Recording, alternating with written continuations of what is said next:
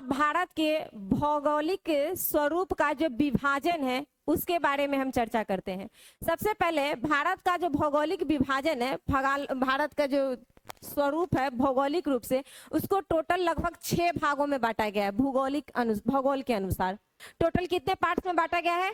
तो 6 पार्ट में। सबसे पहला जो 6 पार्ट है, इसमें हम अगर भारत के उत्तर में देखेंगे तो भारत के उत्तर में कुछ पर्वतीय पहाड़ हैं, जिसे हिमालय पर्वत जो आप लोग सुनते होइएगा, वो क्या दक्षिण में है? कोई बता सकता है वो दक्षिण में कि उत्तर में है?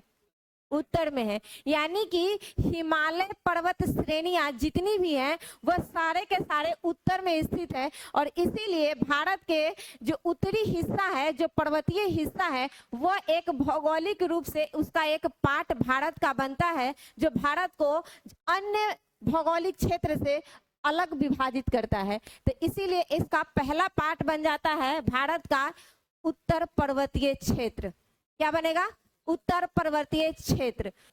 तो उत्तर का जो पर्वतीय क्षेत्र वह पहला पार्ट।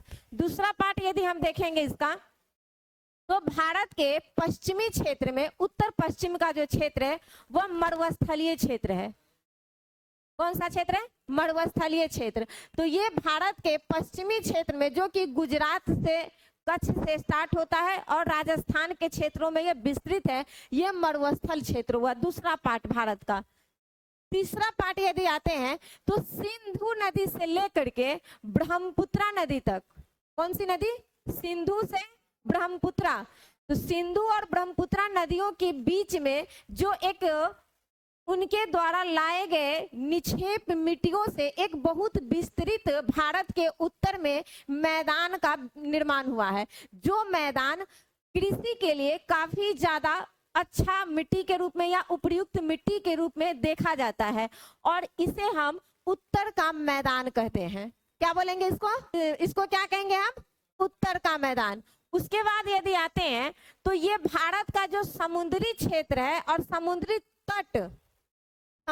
तट और ढक्कन का जो पठार है उसके तट दोनों के किनारे से बीच में एक समुद्री क्षेत्र बनता है, उसे हम कहते हैं ये समुद्री मैदान, यानी इसे समुद्र का मैदान भी कहा जाता है या समुद्री क्षेत्र का मैदान कहते हैं। ये 5वां भाग आ जाता है।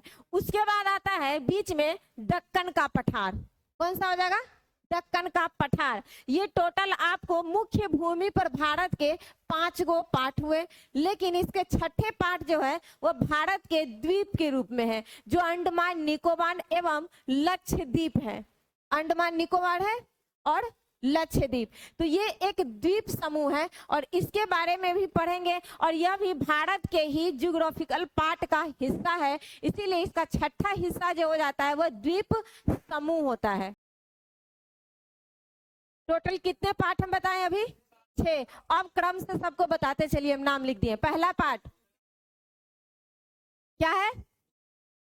दूसरा पार्ट मरुस्थल क्षेत्र। दूसरा पार्ट क्या होगा? मरुस्थलीय क्षेत्र। तीसरा पार्ट उत्तर का मैदान। चौथा पार्ट दक्कन का पठार। 5वां पार्ट तटीय मैदान। उसके बाद द्वीप समूह। ये टोटल के टोटल भारत का ज्योग्राफिकल विभाजन है।